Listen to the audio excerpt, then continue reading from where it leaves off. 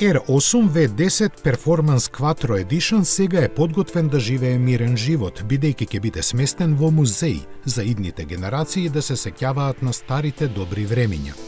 Тоа е тажен момент бидејќи од како беше објавено неговото пензионирање пред неполна година, Господарот на прстените доби голем број нарачки за финалната едиција. Ова го примора Ауди да го продолжи производството за уште неколку месеци. Својата кариера R8 ја започна како концепт автомобил представен на сајмот за автомобили во Франкфурт во 2003 година како Le Mans Quattro. Серискиот модел пристигна 3 години подоцна како возило со високи перформанси, кое стана гордост на Ауди. Тој стана и донатор на многу поскапиот Lamborghini Gallardo, кој беше негов технолошки близнак.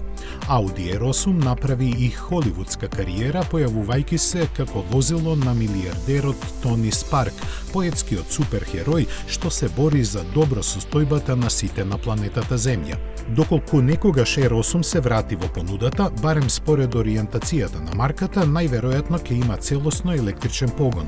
Каде има чад, има и огин. Најверојатно инженерите во Инглштад работат на случајот и можно е да не израдуваат со неговата електрична интерпретација која ќе има околу двојно повеќе од сегашните 570 конски сили.